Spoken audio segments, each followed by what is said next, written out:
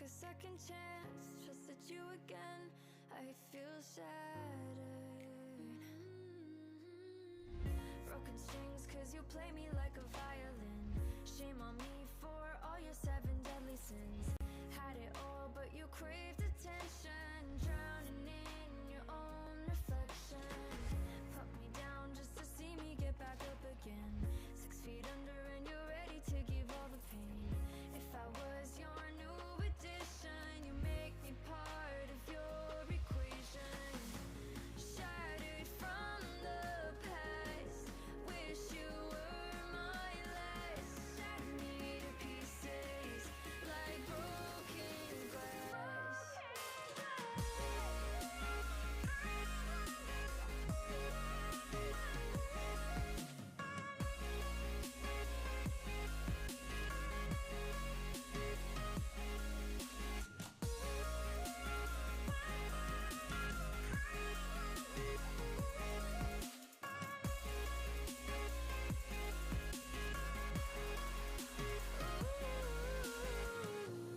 Frozen looking at pictures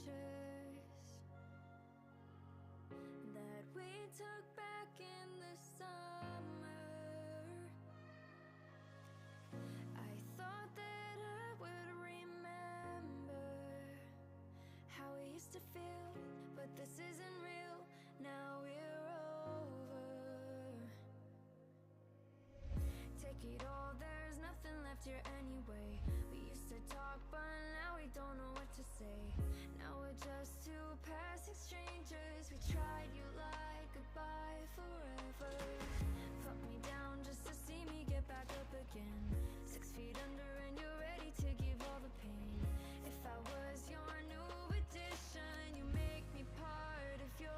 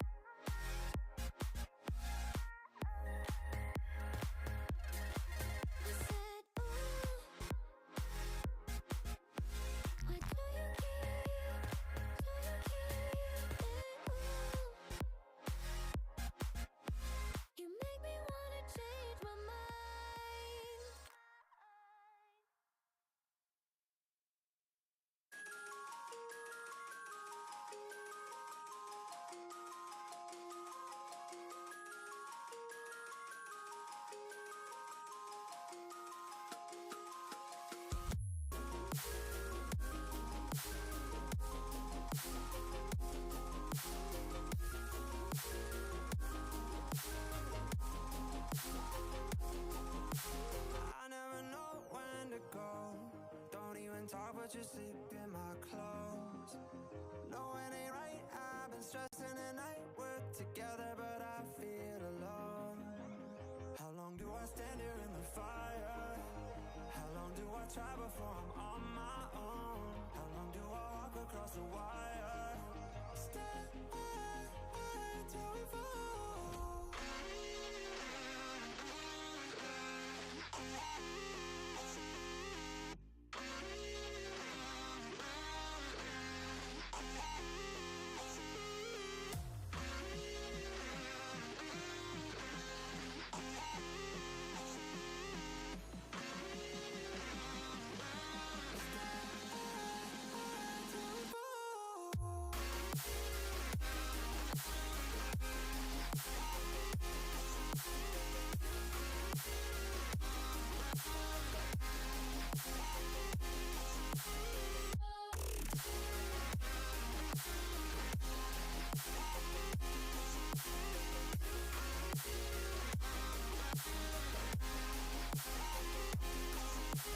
We don't know how to act. We get chaotic and say things we wanna take back. Is there a reason that we're still together? How long do we stand here in the fire? How long do we try before we're on our own? How long do we walk across the wire? Stay till we fall.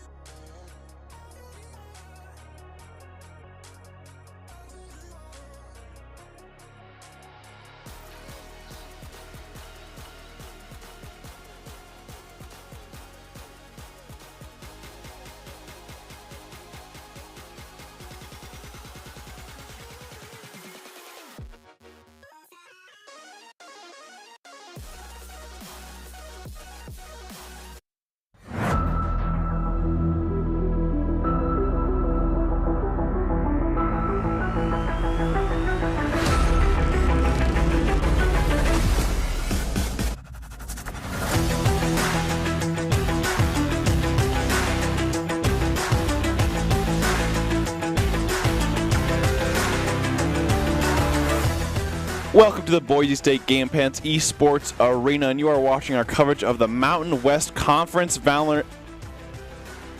Got you baited. And VALORANT League. Boise State is looking to pick up their win tonight against UNLV. And so last time these guys played, it was a 2-1. But I'm your host, Brandon Red Hot's Koziancic today. And joining me, of course, is Barrett Tell, who was here last time these two teams played. Of course, last time these two teams played, UNLV won 2-1.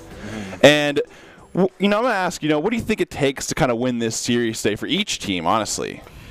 I think kind of in contrast to how last time these two teams matched up, there was just a stark difference in confidence, whether that's through map picks or whatever the case may be.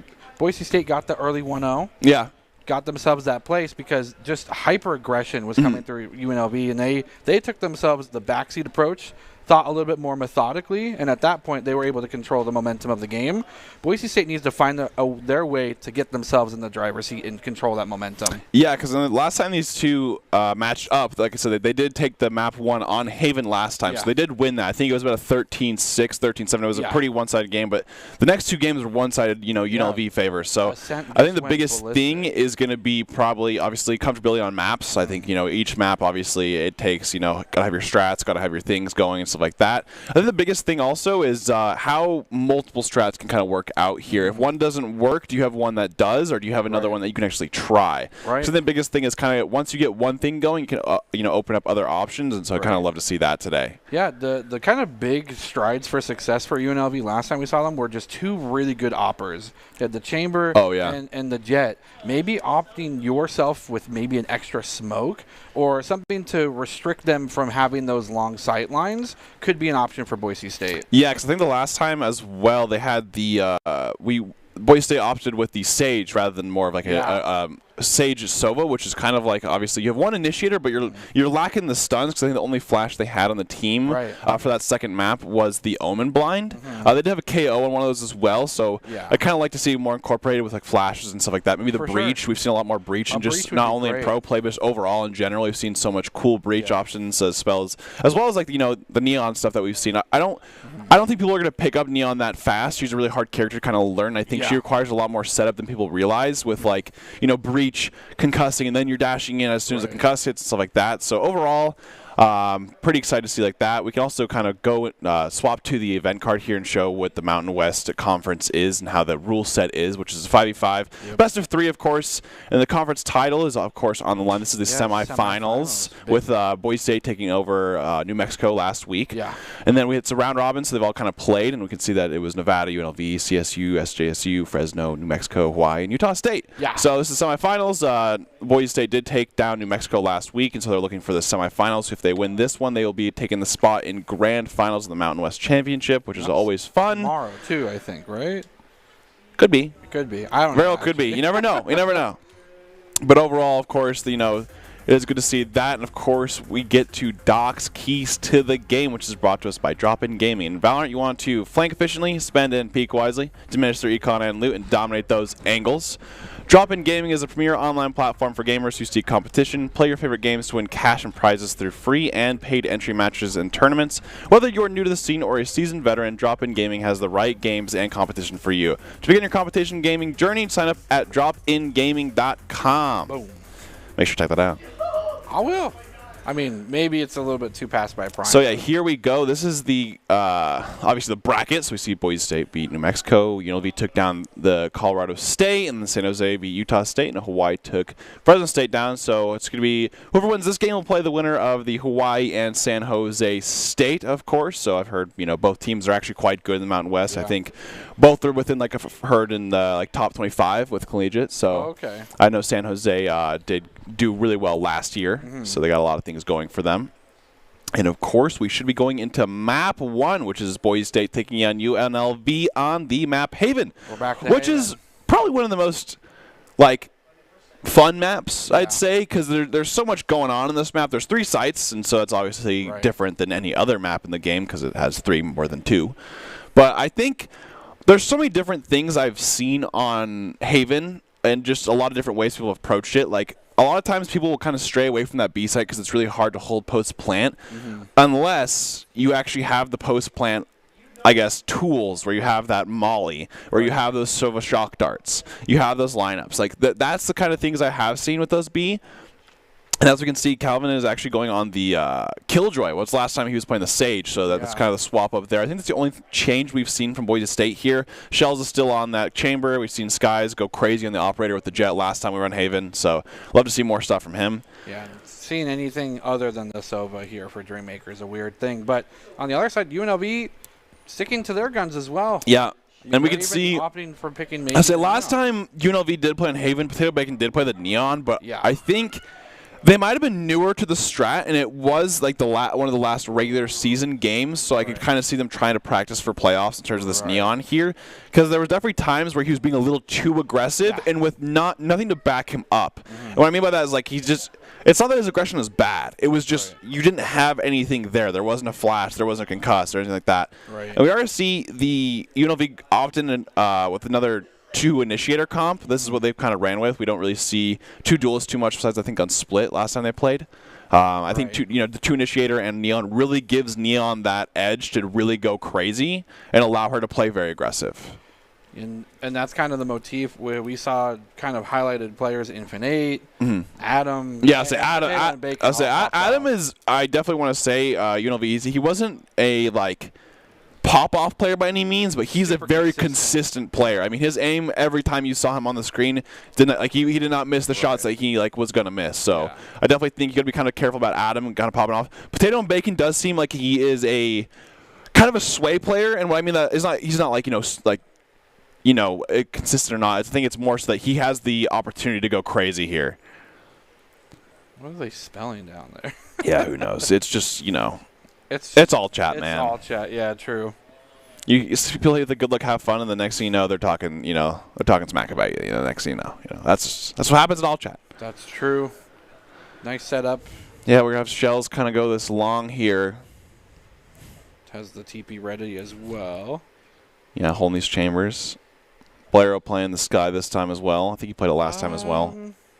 Boise State was on attack last time first. Yes. Yeah. This is going to be different in that one sense, but everything else except the the Killjoy on Boise State's roster. That turret's just sitting there, yeah. Turret will scout at least one, but if double peaks, it shouldn't last for too long.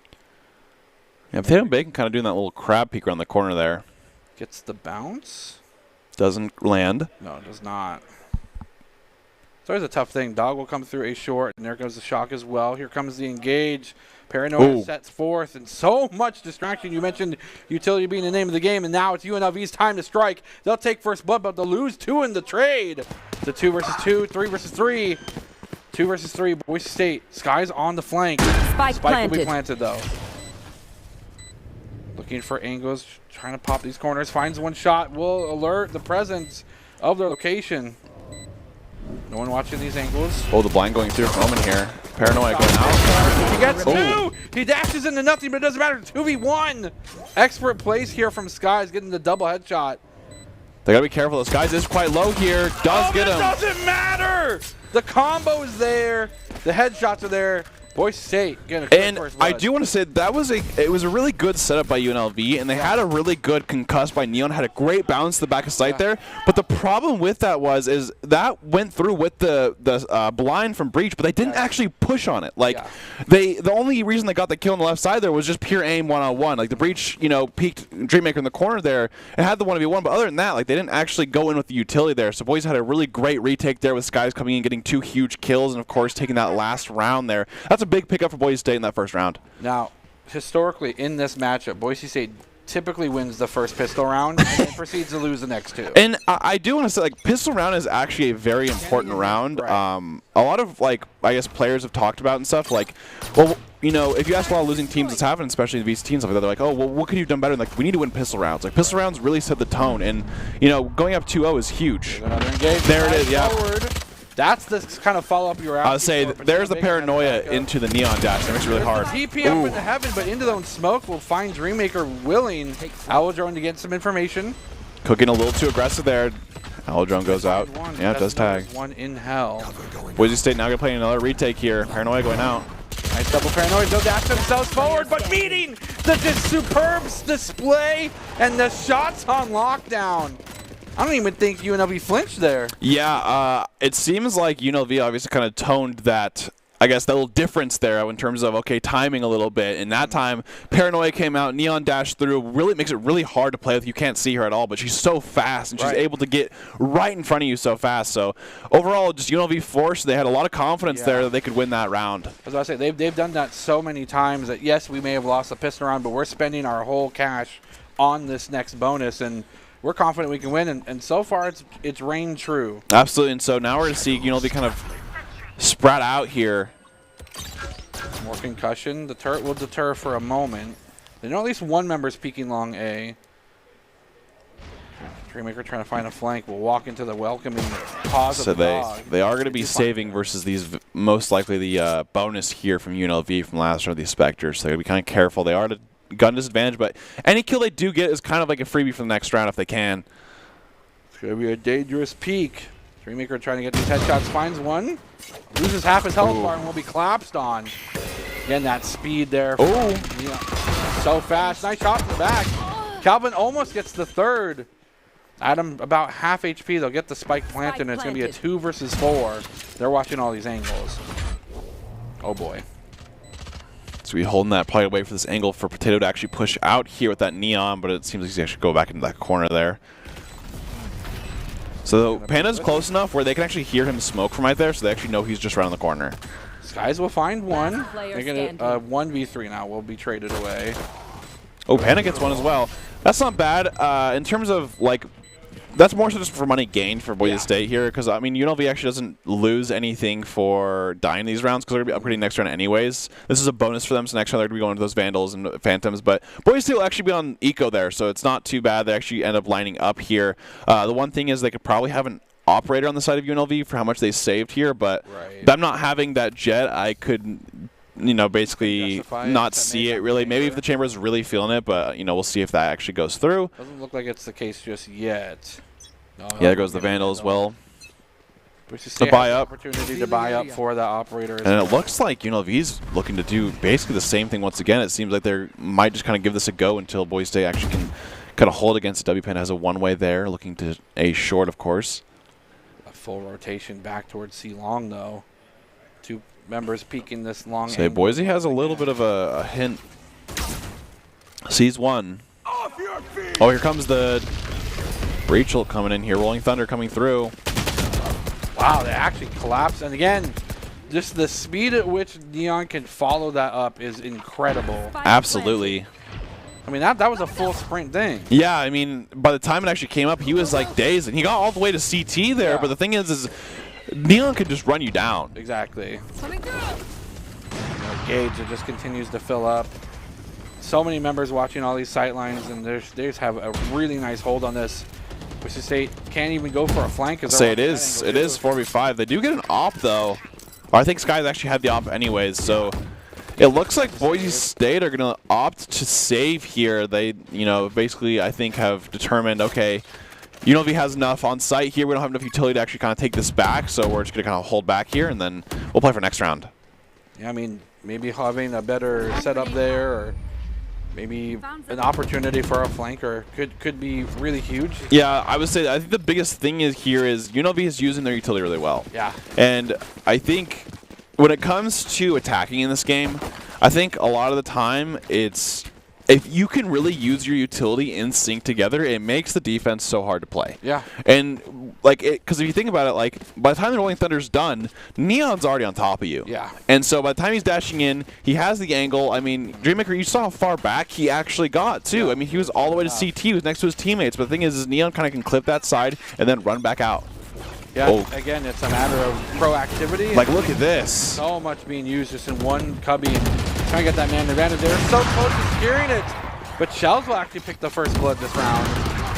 Here comes a concussion. They'll actually collapse on the Shells and trade away. And again, the swiftness that Potato and Bacon is playing right now. It's just so fast. Boise State's struggling to keep up. And this is the thing we've kind of seen, you know, Optic do actually with Victor and stuff. You've seen the Neon Breach combo kind of be a two combo, like a two-man job. And what I mean by that is that Concuss goes out, but Neon can just sprint to the left of it. And then by the time you're actually not concussed, she's right there too. Yeah. And with her bounces concusses, she like holds off where you're going to run away to. Yeah, there's only a few things that could deter that in terms of success. Like this. What a nice flank opportunity. Does actually secure it. Gets concussed, only finds one. Take away just a few members there from the roster for UNLV, and going up 4-1 now. Just, again, so much utility used in this. The Cloudburst trying to deter much of the kind of target acquisition. Gives enough time for Shells to pick up one on the other side, but then the speed at which they collapse. Look at the slide across the corner. Get that one secured. Look into CT. It's just so fast. You know, it's tough, too, because you don't get to see who's being picked on the enemy team. maybe it's just a concerted notion that this is the way that UNLV likes to play Haven, and drafting, a Cypher. That tripwire could be huge to just say, Zara, you have to stop where you are. It's tough, though.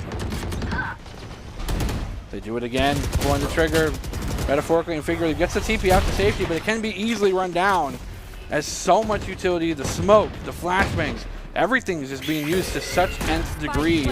Get another plant on the other side of the map, tries to get the shots. W Panda tries to find it. The Knives will actually get one. Dreammaker will fall. Knives still active. Panda's trying to go for the paranoia.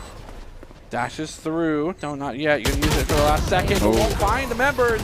Yeah. Walk into it. And I mean, I think Boise is definitely having a really hard time dealing with this Neon. I mean, the combos that these kind of guys are doing, it seems like no matter what they're kind of doing, it's either they have to give up sight and play retake, which is already hard enough on Haven as it is, or you have to try to hold that angle from maybe a different spot or have a crossfire set up. But at that point, it's like you should hope they're going to your site. So I guess Boise State is going to have to kind of adapt here to this Neon and figure out, what kind of plan in place can stop this Neon from really taking over the game. I know that oftentimes you don't like to see money invested in the chamber slow, that dart that then activates the slow on target, but that might be an adaptation that they need to try. I think also, though, the thing is Neon can actually be so fast. I'm pretty sure she can actually run past it and then dash. No one else can follow. Yeah, that is fair. You single out the Neon, but I think so far, though, it's like, oh, nice. That's a great, yep. And you take out the Neon. There we go. The thing is, they go A here, and Skies does take it down event like right away. Yeah. They're going to go through. No, they're considering. Yeah, so UNLV still posturing towards A here. This offers an opportunity rotation for a flank. Boise State on the back foot, both in terms of momentum and the lead of the round. So they are to catch him. He does have the Hunter's Fury available. He's been so devastating with it as well. The TP is going to come out from Boise State. Oh, big shock dart. He gets one. He's still through smoke, too. Dreammaker saying, you cannot challenge this point, not while I'm here. They will finally start the plants. The Hunter's Fury is going to come out. Oh, a little too high. A little too. I don't know who that's hitting right now. He's trying. I think he's trying to see if there's anyone long if they're backing up here. Going to plant underneath Heaven. Not there. Cancel their own TP.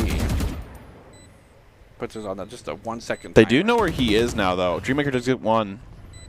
They know that Dreammaker's in Heaven, but they still have yet to be able to respond and deal with him. They finally do take him out. They know that someone's on point. They know that they're probably underneath. Nice shots into the smoke. We'll take out one. The spray and praise could be true. And they get the snap on too. Boise State showing signs of life.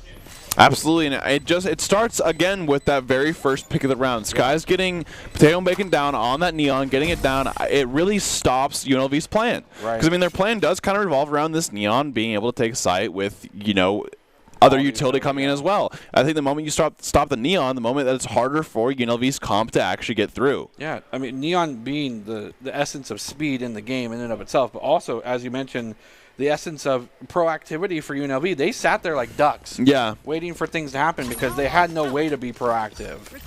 Absolutely. Kind of like this play of this swarm grenade and the slow action, trying to maybe catch them off guard here as well. Enough. Who knows? And here we are. We're going to see this Neon sprinting long right away. The utility could be following here as well. The Seekers does come out as well. Here comes the Rolling Thunder. Use everything here in the wall. Slow does go off. Oh, unfortunately, still gets him though. Alvin, nice great shock dart. They do have heals available. I'm not going to use it just yet because it's just the Neon damage. But great kill there. Yet again. Finding a great angle. Oh my gosh, Skies with the sniper eye. They have the chamber roll active as well. Yeah, 2 to 4 is also. So many angles to create threats. It's just too much right now. No, it's not. Potato Bacon's still alive. Infinite's still alive as well.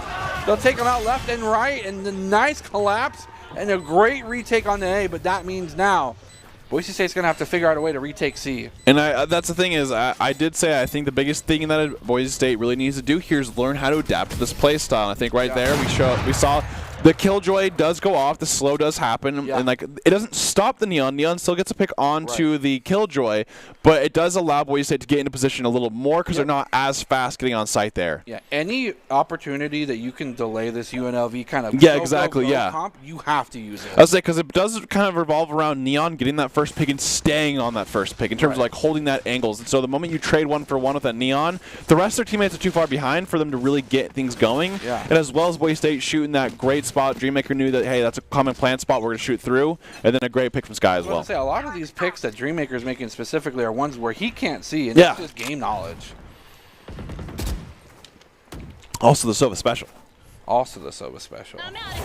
Going to retreat. Not feeling confident with the A-push this time. They got the bunny hopping down to a science, though. That's pretty impressive. Scroll wheel. Oh, is that what it is? You just scroll wheel and go? Scroll wheel down. Well, dang. Now I can bunny hop, too. Learn tips like this at dropping game. It's good. It probably is a lesson, though. Tato and Bacon is kind of peeking this year, but they do have one in Cubby, though. There's an ego peek, if anything, trying to bait things out. Yeah, he's just jump peeking, making sure that, hey, you can't give them the too big of an advantage. They know how they have ops, so you're going to see a lot more jumping whenever you see that operator available, so they can kind of bait out that shot to see where they're playing. Panda is playing here, though. Tato and Bacon is going to back up, yeah. I mean, they've been pretty successful in their snaps before. Relying on a snapshot is pretty dangerous, but if you're feeling yourself, then why not? Recon Dart will be shot down. Ooh. They know that someone was doors, but doesn't get the trigger pulled in time. They're going to continue to just pop shots off each other. No one taking any express damage, but... Oh, he's close. He got in, though. For the first time. Dreammaker is going to kind of... UNLV under the 30 seconds. Oh! Nice shots from Skies. Great job by Dreammaker there, and Sky's kind of setting up. Dreammaker kind of gives it up. Here it comes. He does dash back sight. They do have the Killjoy ult going now, but the Plume is going to get it there from the Breach. There's a common spot where Breaches can actually plume through right there. Wow. They can always get that. That's a problem. When you see a Breach on this map in the Killjoy, you have to ult in Heaven. If you don't ult in Heaven, then the Breach can do that every single time. Oh, that's unfortunate. It was what seemed to be a deterrent there for UNLV until they just easily managed. We do see the Omen ult coming out here. Oh, great job by Calvin D. Gets another one. Blair gets 2 as well, though. He gets the 3-piece. He gets the 3-piece, maybe the 4. Pulls out the classic, and he'll do it. The stalwart defender with the backup of the team just in time.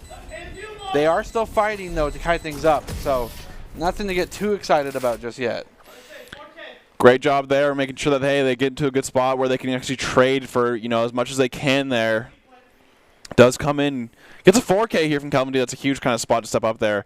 Blair did have a double kill there that almost kind of had it going, but, you know, popped to the classic when he's reloading as well and finished the job. Boom. Kind of like how he has that Vandal Classic combo there with the same skin. Skins, yeah. Forsaken skin is underrated, and you could not convince me otherwise. I think it's a great skin line. It's great. I'm totally not biased because I use that too, but hey. Oh, yeah, no. No need to be biased. The moment that someone pops out the candy cane, which will never happen. Okay, they do see a lot of utility coming from A as well, so you can kind of expect Neon coming in. Oh, great shock there from Dreammaker. Oh! Close! The triple bounce! Man, Dreammaker is kind of like a poet, honestly, when it comes to the Sova play. That is true. Tato and Bacon is still kind of holding back here. They have to be careful about Skies. They have like no idea that he's up here, I think. Yeah, I mean, he probably updrafted well before the round even started, so that no auditory cue was available for them. Abandon the post.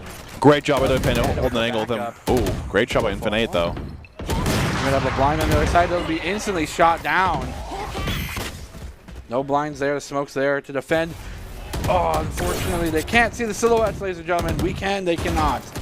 Dreammaker up in his Pigeon's post. Actively pulled out. Spike planted. Finds the I say Cook hurt him there, I think. Yeah, I think the jump gave away the signal that they were standing right there. The thing is, Boise State does not have a flank this time for this retake, so they're actually be all in this, you know, A main angle. Oh, great job from Breach there. Splitting them up, yeah. Sky's pushed himself out, but didn't find an angle to find the target. Great call. They're going to ping up to Heaven and just watch every angle possible. Boise State looking just to save. Slowly back up around me here. Less guns that you have to purchase, I guess, is the mentality. And Yeah, I mean, I think the biggest thing here is you'll have 2 guns stay over, and I mean, the chances of you kind of really getting in there, especially when you have no flank, no one in heaven, you're trying to force through main, and when you try to only force through a main, it's so hard because the amount of angles the enemy team can play for you to try to push out is just way too much to actually deal with. So I think Boise State just, opted to kind of go from there. And they're going to pull out their timeout. UNLV so eager to use these timeouts. And I think it's a good thing. I think timeouts, the biggest thing is the timeout being a minute. We've seen in the past, CSGO has 30 seconds, so it's like you don't really have much time. But in Valorant, it's about a minute. And that minute is definitely enough time for you to really kind of collect yourself and stop a break and stop a momentum break and kind of actually get that time in where you can actually calm down a little bit. Yeah. You have a minute plus you have the time for the round, before the time of the round actually starts. So I think those 2 things being in it allows you a lot of time to really reconvene your thoughts and, come up with the game plan that you want within that minute because you don't have to worry about rushing it too hard. You don't have to worry about anything like that. So it gives you that time that gives you just enough time to get that real information out without that other filler stuff that can happen with those conversations. Yeah, and beyond that as well, as if your opponents are feeling hot and heavy, exactly, it kind of ices them a bit. No, it really does. Yeah. I think a biggest thing is timeouts can be really used to stop momentum, and I think using those for those purposes as well is just kind of use them as a way to, I guess, convene your thoughts as well. Because remember, you get 1 timeout per half. Right. So I think UNLV kind of realized, okay, it's round 11 here. Let's use a timeout here. We can use, you never know how teams use their timeouts effectively or not. So UNLV probably feels pretty good about taking the timeout here to get whatever they need to win these next 2 rounds. Then they have another timeout next half. It's so interesting that the team that likes to play this like go, go, go comp is the ones pulling out timeouts consistently. But if it ends up working for you, gets a way to reassess. Ooh, great paranoia here from W Panda, but it's actually just sit there back there. So not to get too much off that after all. Here comes the ult coming in. Zeri ult, one of the more interesting ults available. Goes for the long range, actually finds it. Picks up the gun. Oh, doesn't check the right corner. We've seen this play before from Potato and Bacon, and unfortunately, that is usually... Here, there it is. See, now Calvin has learned, and he is using this in heaven, even though the breach is dead, but at the very end, it kind of shows that Boise State is adapting to that. Oh, the double angle! I think Blaireau, honestly, is a great try. Ooh, Infinite 8 just gets out of it. Bomb has not actually been planted yet, so... Does he have a spike? He does not. No, he does not. I think Boise State does, but him shooting, they definitely know where he is now. They're just going to wait. Triple peek yet again. Try to find an angle. Oh, he's having an isolated 1v1 here, actually. He is. This is dangerous, and he actually wins it. Trying to find a second peek. Oh, a nice teleport there. But it does mean that it's another isolated 1v1 here on point A. They say great. He gets the spike, takes the plant. Oh, the peek. 4 HP in a dream. Can he do it? He's all alone. No one's going to peek him. He's going to plant under. Oh, my gosh. He actually might be able to pull this off. He's going to peek out from the ceiling. He finds the shot.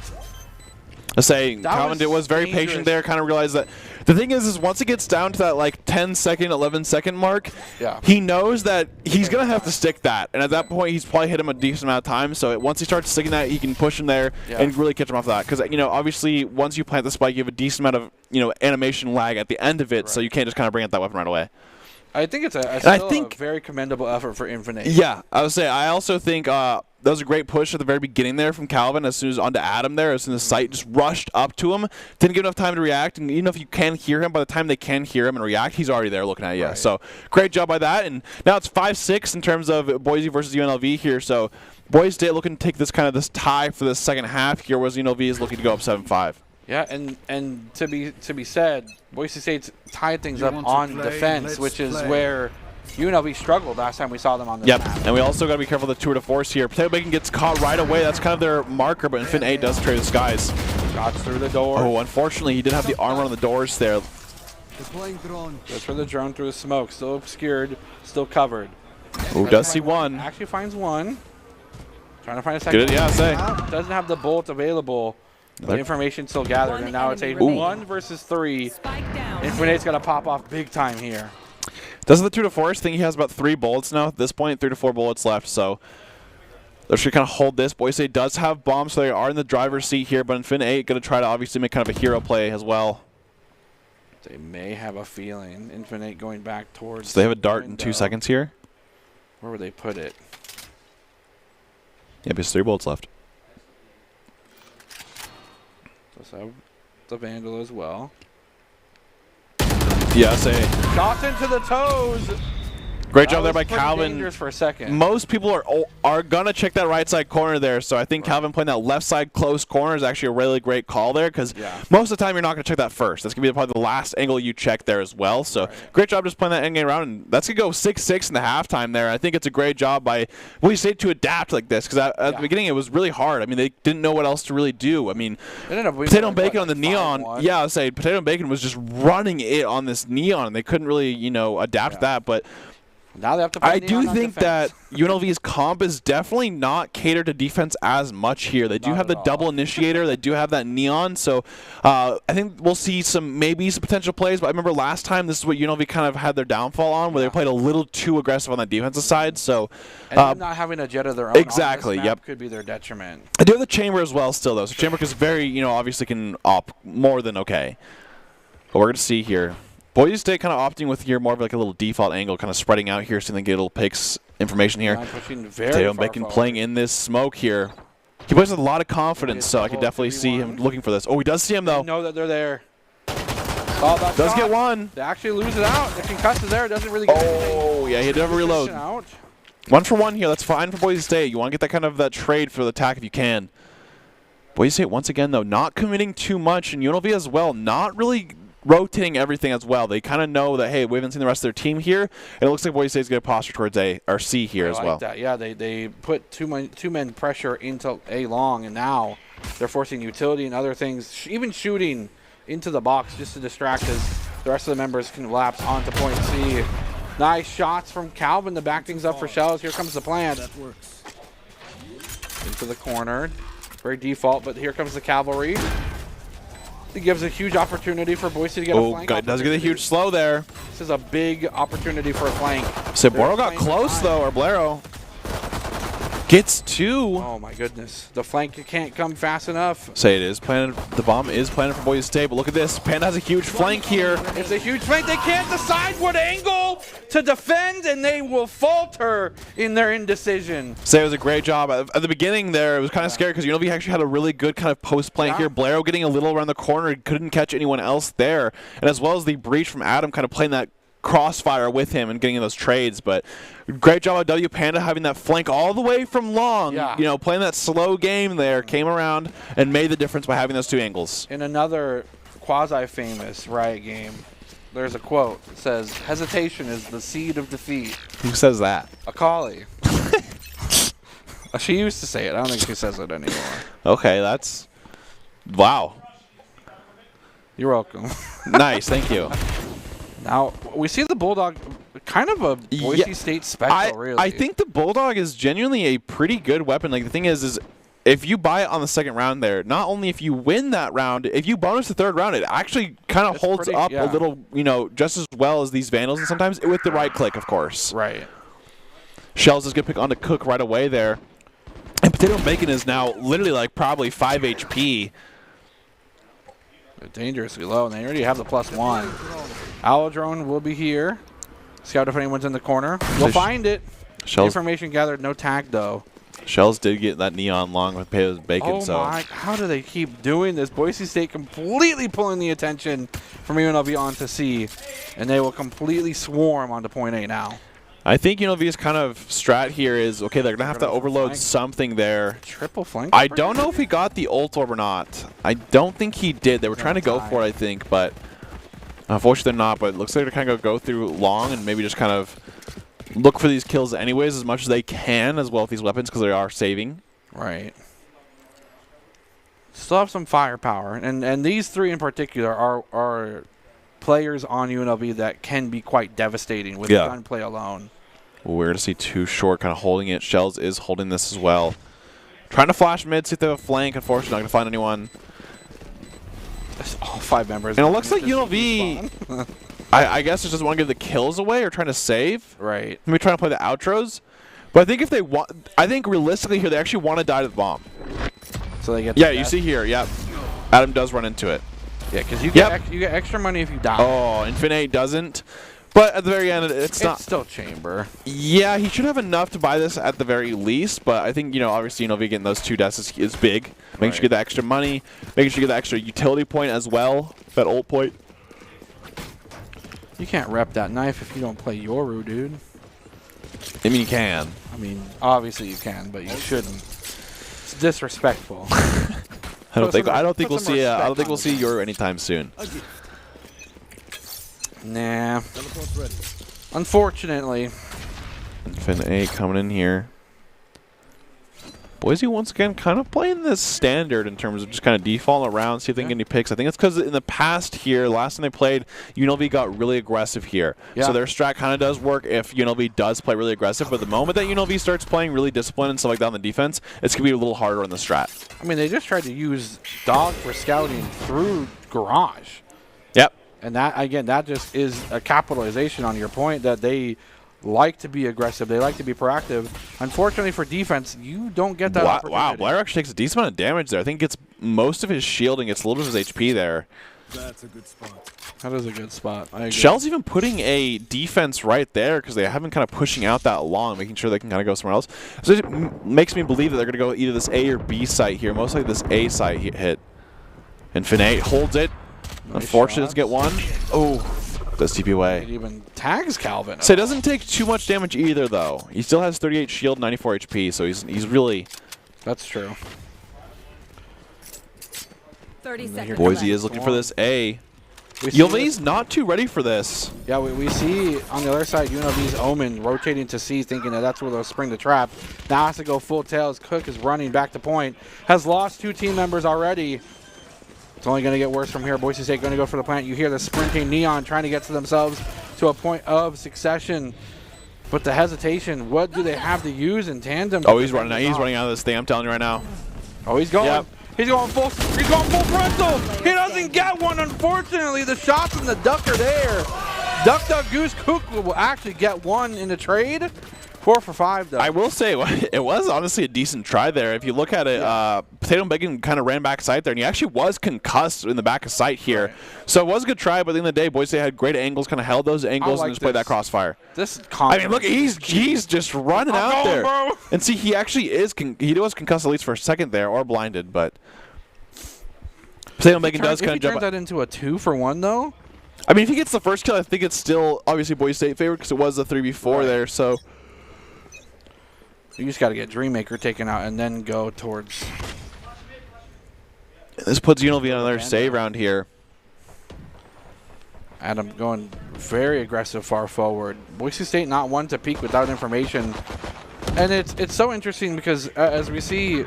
Ooh, they Skies like gets to use item. the utility for information, right? Yep. But we didn't see a lot of that be their motif in map 2 or 3. Yeah, I mean, I think it's just the nature of Haven. There's so much place that every team can be, and with that Sky, that's kind of your job. They don't have anything else to kind of get that utility of where they're at, so they have to either use that, that dog, or they have to use the flash there and kind of get the information that way.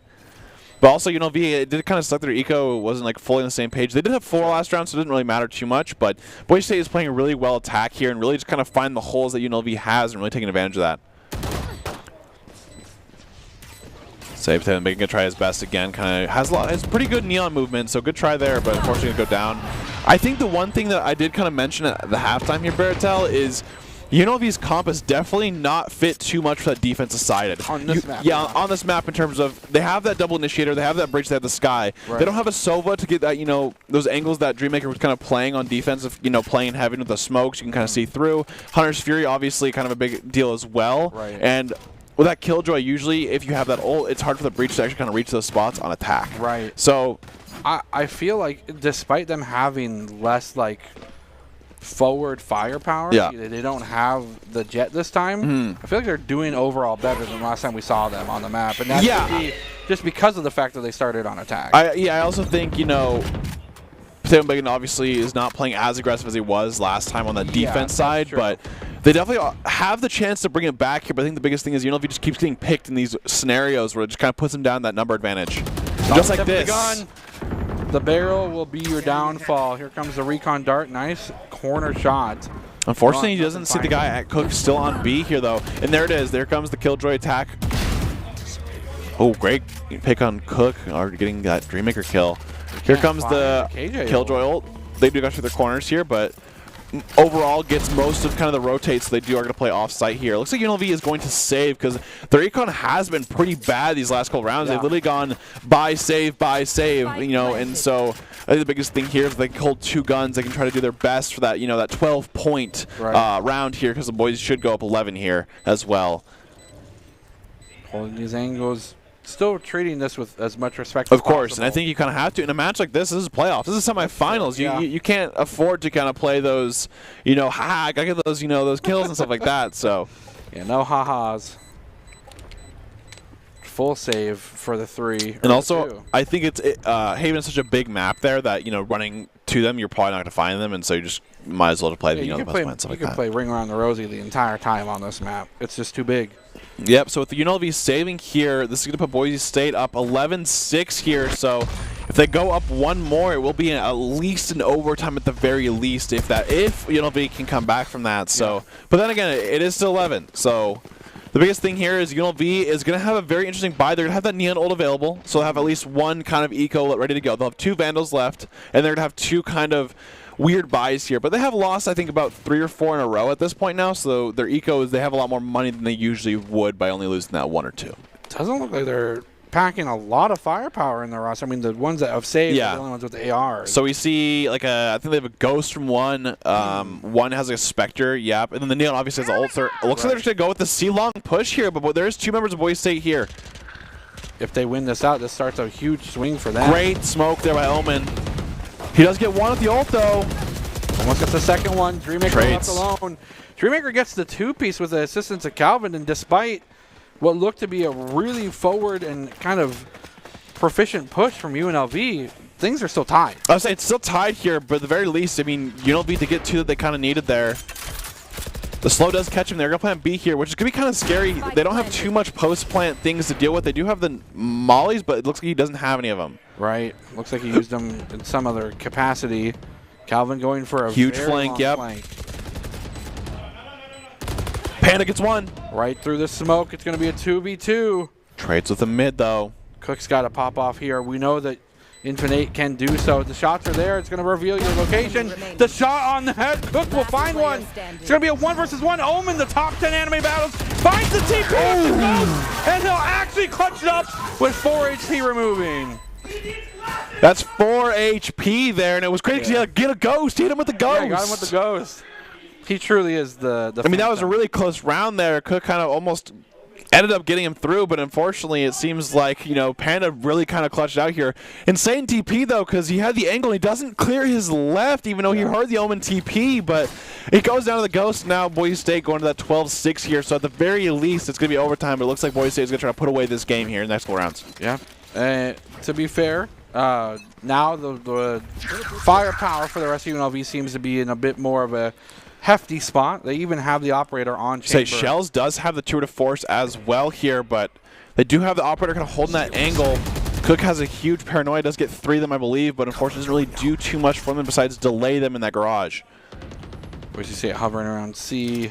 Haven't pulled the trigger just yet on what. Oh! Nice jiggle peek, but it's going to send you to an early grave. People do forget that you can actually shoot through that C box there, and Shells obviously having that headshot going to take him down. Great shot by Shells.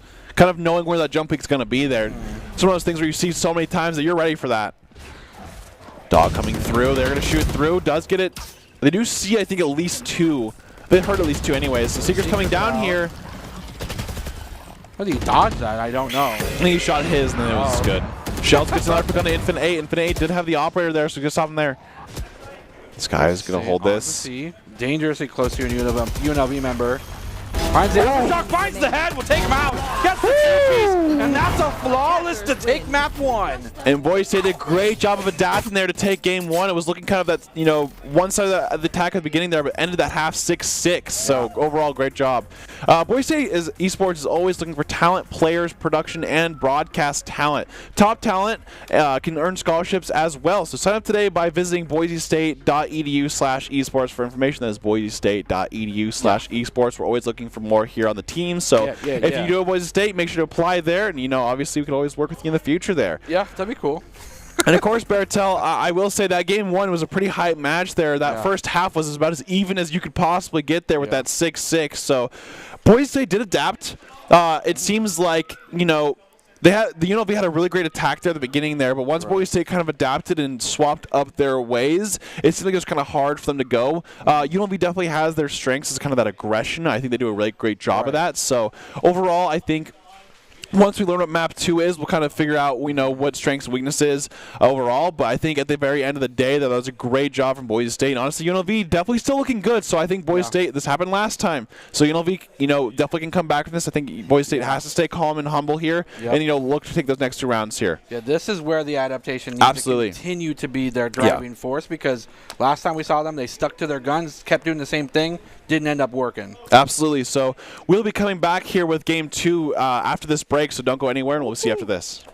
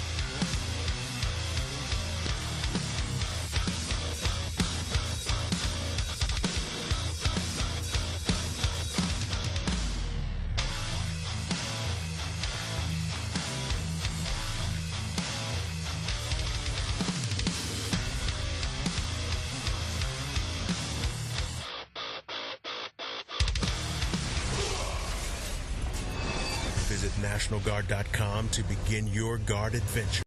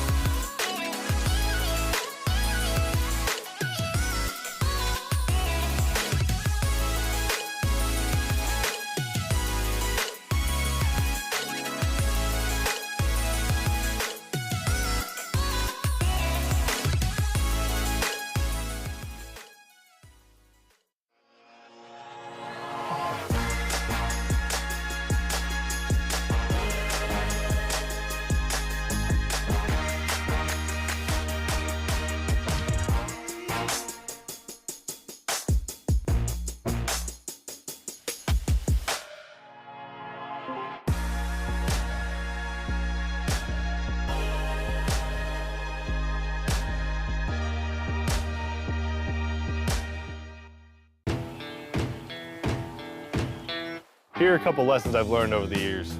Friendships come in all shapes and sizes. And always buckle up. Seatbelts save lives. That's a rule we can all live by.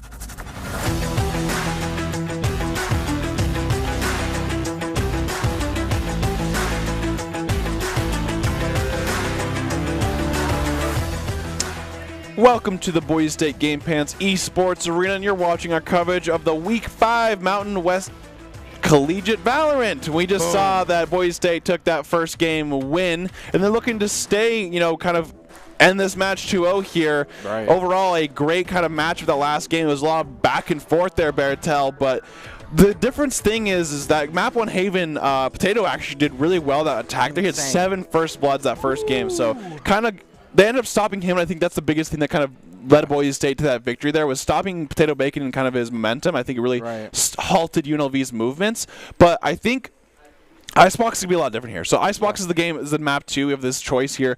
I could definitely see kind of these agents being swapped up. We did see Potato Bacon last series start with the Neon and then swap to the Jet and actually go kind of crazy with that Jet there last time. So I think overall we can kind of see that happening. And so I am pretty excited to see what agent changes these both teams make. I think we'll see the Chamber. I think the Sage will come back from Calvin D here. Yeah. Sage is a really good kind of pick on Icebox. Allows you to take that B site and kind of wall that main, so you can kind of plant safely there as your team kind of backs you up. Kind of jiggle peek on as well. Box. Yeah, and I think that Rez and Heal. This is kind of an open map. We've seen a lot of rotates and stuff like that on this map. So I think Sage kind of plays a big role here. Right.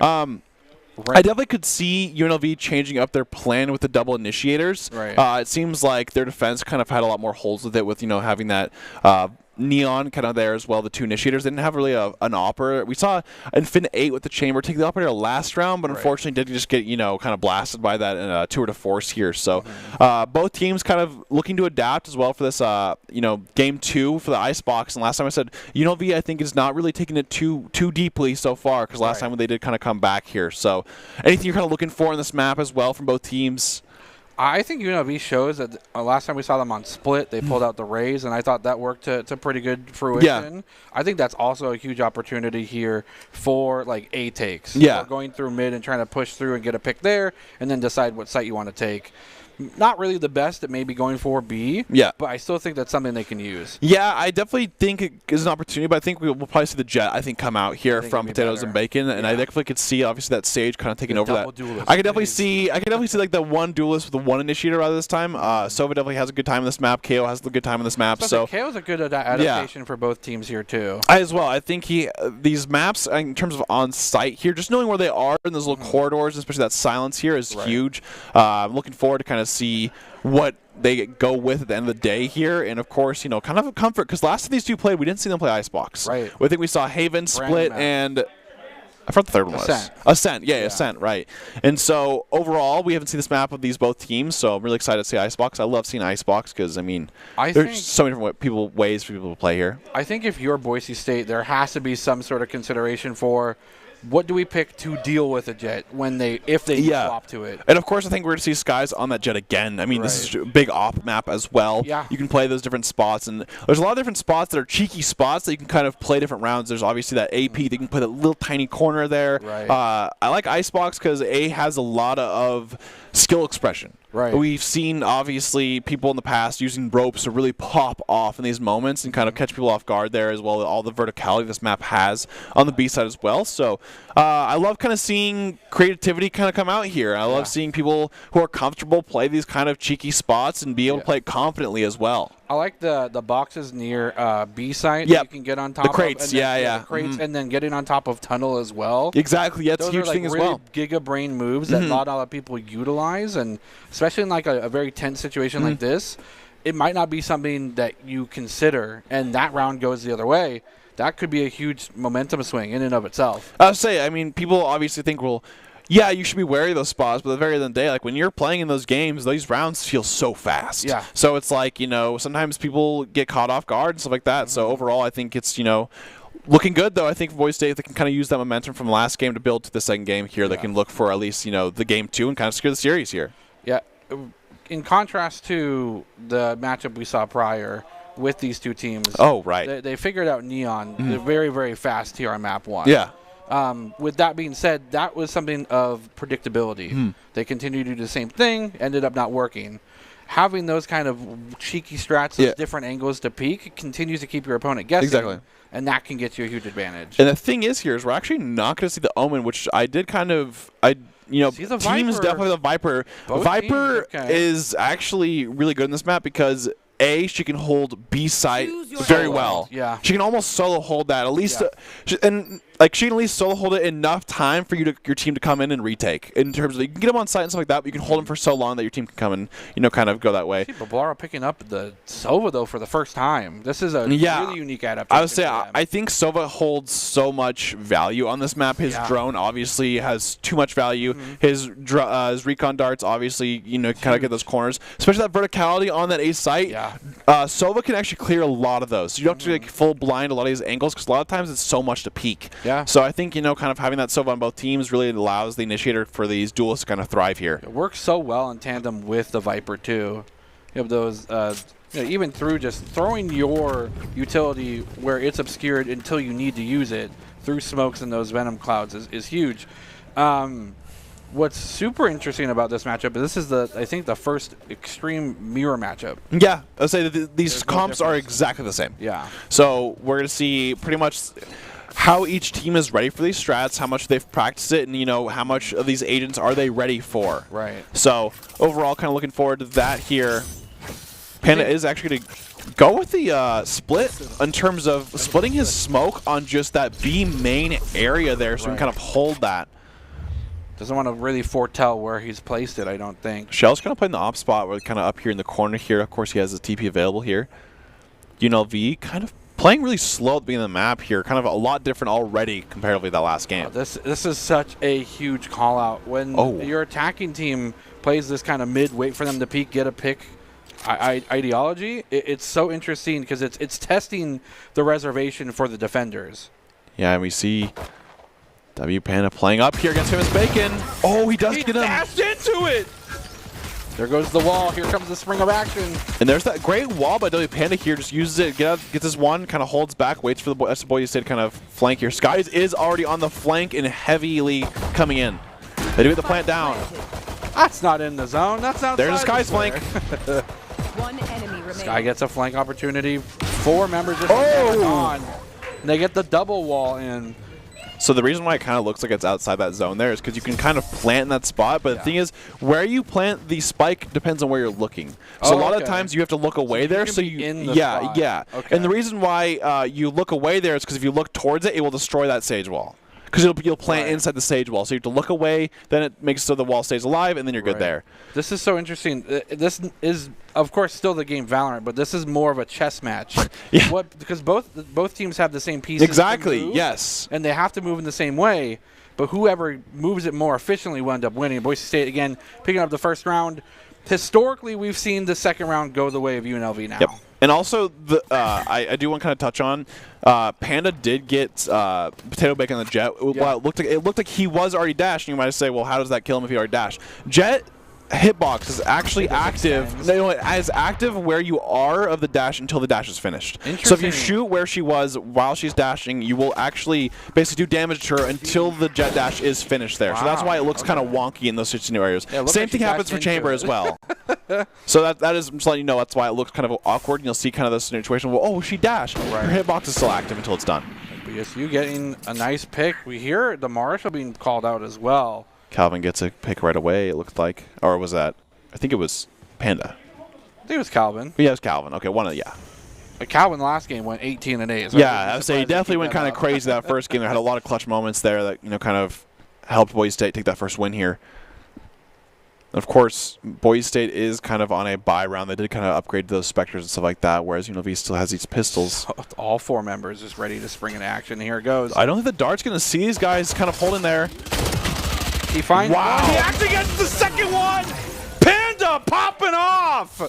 And Maker to get that one secured, but gosh darn. And what a great setup here for Boise State. They're having that double peak, so they have just the firing squad from Panda and Shells there to kind of get everyone they need to down, and then Dreammaker flanking. Yep. Just shoot over my shoulder, it'll be fine. And you see Dreammaker immediately starts just kind of sprinting over there, and he's ready for this kind of the last kill to help him out here. My goodness. And just a great job, Boise State. Honestly, just by letting him take sight there and holding that firing squad, because they know they have the gun advantage there, and they can kind of play that angle here.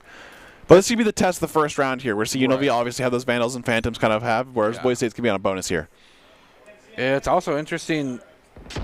UNLV even... Oh, Sky does an op. Oh, my gosh. Already going full buy for that. Goes for the updraft. Ooh. Those are the angle to be shot there, and they'll take one out. Great peek there. Kind of was looking at the other side here. They didn't see him going to... Yeah, Stay. Got to be careful at Nest here. This has got to be a dangerous flick here for Skies. Consider that there's no one popping through towards where the orb is, so maybe looking up now towards... And Shell's also covering this bottom half of this section, means that Skies has the opportunity to just continue to watch that upper place. They definitely heard that trap go down there, but you do see one person from UNLV, that Chamber, kind of playing that B flank still at him. Yeah, he's kind of just slowly taking this here. I think Panda knows he's here, or at least kind of has an instinct that he's here, so UNLV actually is going to do that full rotate here. Boise State is not too postured for this hold here. We're seeing the Viper wall go out here. And here comes the utility, and UNLV is going to start playing as well. So Boise State is going to be playing this post-plant retake here. Yeah, right on the perfect corner. And that's kind of why that stage gets so much value here. You can kind of plant that wall, get to safety, and then kind of hold it after. More walls now from the Viper. Boise State looking to swing into the yellow boxes. Shoots through the clouds. Won't find it. Skies will find one with the operator. He's very low now, though. Dreammaker trying to collapse this up. They try to play for a retake. They're just going to stick it. Yeah, they're just going to stick it. No one's stopping it. There was no position, no Viper to contest that. I would say, I mean, Adam had his TP there, but he TP'd really far away there, and Fin 8 was just kind of too far as well, so it seems like Boise State just kind of held it, and then they knew that UNLV was so low there, so they just kind of held it down, and then next thing you know, UNLV just didn't peek it and just decided, okay, we'll just kind of stay alive here, I guess. I think the mentality is what? To forego the round and save that 2,900. I think the reason being is, they're so low there in terms of both of them are both sub 30 HP there, so they're like, okay, we'll just get out and try to hold it as well. We got the plant down, we got money, so we'll just go with that and kind of hold these guns next round. Boise State really showing strong. Now they have firepower equal to that of UNLV. Recon Dart tries to catch members from UNLV hovering mid, but they've already made their moves onto A. This will be their first full attempt at an A push. Here comes the ropes. Here comes that verticality you had mentioned. And they're all sliding forward. Georgia the Gun will be damned. Potato and Bacon finds one. Boise State will answer. Panda will find one as well. Shots across the board. The Guardians here. Potato Bacon getting a two-piece, a headshot, and a wall bang of that Owl drone. Trying to buy some time. No plant being given just yet. They haven't even hunkered down to say this is where we want to plant yet. They don't feel comfortable in that rotation. Dreammaker going to go for the recon. Gets instantly taken out. We'll find one. They'll start planting. Boise State being forced to now swing into action. A three-piece for Potato and Bacon. We had mentioned how this Jet is a huge boon for success for UNLV. Yeah, and look at that. Potato and Bacon 4K. Yeah, I mean, I really do think that, you know, Potato and Bacon is a vital piece of this UNLV attack. I mean, usually he's kind of the one getting it going, seeing those first bloods, and really starting something. And UNLV does a great job of kind of playing around that as well. I think the biggest thing is they just got to figure out how to enable him to keep going, because it's not just a one-man show when it comes to Valorant. I mean, you can be like, you know, one of the best players ever, but if you don't have utility and stuff backing you up, you're just going to lose to either a trade or a crossfire that can, you know, go something like that. Yeah, even if you are a god, you're still 1v5ing at that Exactly, point. And one member from each team just has to hit one bullet and you're gone. Exactly, that's why we got to see that Sova Dart and Sova Drone and stuff like that. You got to have the utility kind of helping him out there. They picked up the operator. He did, yeah. Potato Bacon does have the operator and he is going to be using it. Knives going to be pulled out from Skies this time. Cook looking for something. Challenge. Yeah, so there's nothing in tube here, so he actually is going to have a full flank, yeah. Looks like there's a chamber trap to the right of that. Viper Spit coming out for Boise State here. Panda is going to be using that.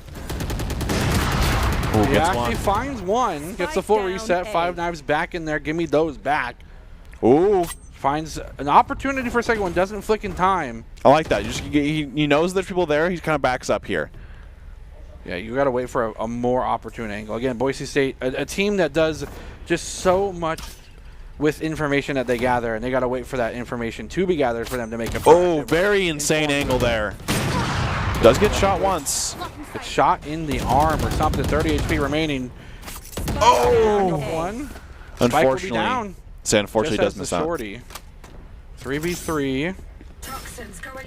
UNLV does have a gun advantage here. I will say. I do want to point that out here. Get out of my way. Looks like the knives are coming here from Potato. Yep. Wow. I mean, they're really committing to this here. They're going and here comes the Viper Spit. Yep. You can't use it again unless you burn it. You're gonna go for the plant. See that I'll say that Viper Spit actually covers a lot of ground here. We can kind of hold these angles here. So Boise State has to be really careful about these vertical angles, especially right now. The spectator is just a god right now. And Cook does get the pick on the Skies. The highlights there. They're watching every angle. There's no point of entry. This is a big opportunity for Dreammaker here, though. Finds himself up. Parallel, he's up on the sky. There he is, the ropes. Through the ropes. But he gets just gunned down. Potato and Bacon with the shorty of their own. They actually pick it up. It's going to get things 3-2. UNLV, again, Good try there for Boise State, though, but that Viper's Pit, once they got on the site there, makes it really hard for Boise State to get in there because you have the verticalities covered. And Jet did have that right click, unfortunately, for Dreammaker, so he does go down to that. He does lose the knives, of course, but just overall a great try there to kind of get things off guard there. He tried to move in with the swiftness to try and go for some nice flicks, but just doesn't. I'll say, sometimes you just got to kind of hope that that rope kind of RNG helps. Because you're pretty accurate on the rope, but you're not, like, super accurate. Right. So you kind of have to hope that it's accurate enough for you to kind of get that headshot, but unfortunately didn't go through. And now UNLV is now 3-2, and it looks like Boise State, I think, is on a, an eco round here. Yeah, they have shorties, a Marshall. It's a weird smorgasbord of guns right now. Trying to find smorgasbord? Oh, yeah. It's a word, I think. Yeah, no, okay. I'm old, okay? I think this really does show, though. Boise State showing the first 3 rounds that they know how to hold B, but this A push has been nothing but UNLV. They need to figure out a way to deal with this. Oh, Potato and Bacon just peeks that, gets first one down. Skies just get a shorty kill on a Cook, though. Oh, Calvin trying to just gets one. Gets one. Ties it up 3-3. They actually take out the operator where someone else can pick that one up. Skies does have a Vandal, but he has 30 HP. He's got the updraft. And he has the verticality. There it goes. They hear that from behind. Now they have to clap this unit, but they don't do so. Infinite just locks it down with laser precision. Spike not planted yet, though. They feel still pressured. They're going to swap out to mid towards CT spawn. Oh, an attempted flick. Does not find it. Goes up to ramp. And Heaven here on A site. Oh, they get the res, too. It's a 2v4. The most they could hope for is some exit kills. Great job by Dreammaker, gets that trade. Can't be challenged. Good try there. That is a very thin wall to shoot through, so. Oh, Shell's trying to find it. He wants to shoot through, but I think he just doesn't want to waste the bullets here. A nice collapse. It's a 1v1. There's still some time here. Okay. Oh, great job by Infinite there, yeah. That is such an informed way to use your wall. I mean, that's a difference maker for any Sage. Honestly, that's a really good eco for Boise State there. Yeah. I mean, that forces UNLV to replenish 4 guns there on the side of and an operator. So unless Infinite did get it back there, but overall, just a great job of an eco in terms of Boise State there. It is going to tied up now, but the thing is they'll be able to buy, and then UNLV I think should be able to buy as well. But if they lose this round, it should be a good start to going there. Yeah, we'll see. They did have a lot of money there, so Potato and Bacon, I think they did get the op back from Infinite did get that operator back because they do have pretty good eco still standing here. Skies is going to go with an operator as well, though. Yep. This is going to be this is where things started to get a little cattywampus for Boise State. Playing a good angle here. Oh, he looks for the drone. They drop the operator, and it's going to be completely collapsed on by the members of UNLV. No time to re-get that gun. Comes the Shells. Ooh, nice. And they get the Hunter's Fury with the tag. It's almost enough. So much damage. They get taken down. Does tag him. And there goes the ultimate from Chamber, picking up 2. Boise State may have lost 1, but the retaliation is here. They have 2 members up towards Heaven. The Tour de Force is here, available. Probably, as you mentioned, about 3 shots now. Now the time waits. Spike being dropped has yet to be picked up yet again. So we'll go for the plant. Recon dart, but the wall is able, in the corner there is just enough coverage to deter that. Oh, nice shot in the slows there. Nowhere to go, nowhere to run, and Boise State will answer back. Absolutely, and we can see Boise State just doing a great job. That was a pretty overall just back and forth round there. We didn't know what kind of was happening. I mean, Skies did get picked off at the beginning there. The drone kind of baited him off there, and as soon as that drone kind of came out, Potato Bacon had a great peek working off that drone. And that's kind of what I was talking about with UNLV enabling him. I mean, having that utility to make sure that, hey, we can help him, play the advantage there, because if he has an advantage, he's going to win that. But unfortunately, the thing is Boise State had a great post plant. Dreammaker stops the plant with a shock dart, then he hits him with the Hunter's Fury, tags him with that, gets 1 down. That's their Sage down. So overall, Boise State had a great kind of crossfire angle. And I will say Boise State's strength seems to be they kind of hold these angles very well, and they're really good at playing off each other with those peaks. So I like in the sense that it's a mirror matchup. Sure, they understand that Jet should be the op carrier. Oh, that's going to be a crazy shock dart. Doing it, though, and they've opted for Shells to be the op carrier. What a great dart. I think he was trying to go for the trap there. The whatchamacallit, the chamber trap. And I think he's playing on the right side there, so that would have been cool. Pretty cool lineup. Infinite does get Panda down, though. Oh, look at Skies, though. Has a huge flank. No one's looking at it. Gets one. Finds one. Goes for two. And put him on an AR. No ops allowed for you for the rest of the game. He's popping off with that Vandal. Cook available. Yeah, he's also in a huge flank here. Opportunity, yeah. It is a 2v4 though. Wait, Cook's gonna come up right behind Shells, I believe. Yep. Oh, gets he one. An operator of his own if he wants. Oh, Potato Bacon holding the corner. Does get one. My goodness, he's back in spawn, and it's gonna work out well for him. They knew Viper's there. Viper has a flank from Cook again. No armor. He does have the knives up for Potato and Bacon again, though, so he could pop those potentially. Cook gets another pick. Finds another pick. And a great Viper scoop by Boise State. They do have the spike down here, so they're just going to lock it down. Here comes the knives. Oh, gets the right click to slide forward with the shorty. That's not enough. 1v1 here. It's a 1v1, but the Viper's pitched down now. Going to start the healing on himself. Got to be careful with these angles. Neither of these two have any armor. He's waiting for the full HP bar. The wall's still there. Just has to play for spike or just play for time. Can he sprint? He can still sprint back to B. I think he did hear him for the heal, though, but... He's going to start. He's going to go for the plant. He can't stop it. Just push on forward. If he stops it, he wins. Oh, unfortunately. I think you had to just ego peek that, knowing that he doesn't have time to I think he definitely was thinking about maybe that, you know, he was going to fake plant at the very end, but it's a very risky play there. There's no time for him. Cook does, and a third kill. And UNLV kind of just reverse carded, I mean, Boise State there. Yeah. I mean, we saw Cook have a huge flank, do the exact same thing as Skies did right there, but unfortunately the flank and the double angles is too hard to hold there. Yeah. And overall, I mean, Potato and Bacon had a great job of the knives, the right click, getting that pick for one, and kind of allowing this 1v1 to happen. And that wouldn't have happened to Boise State succumb to him just camping back in spawn. Yeah, I think I'll say angle. They definitely got a little too aggressive there because Potato Bacon had that operator and they peeked him when that, you know, they had no idea where he was. So, you know, I think they were trying to get some space there, but unfortunately they had no idea where he was and kind of went with that. Yeah, their information gatherer was still alive. I think Dreammaker went down pretty early on. Oh, well, if that's the case, then they had no way to get information. Oh my, what an explosive exchange!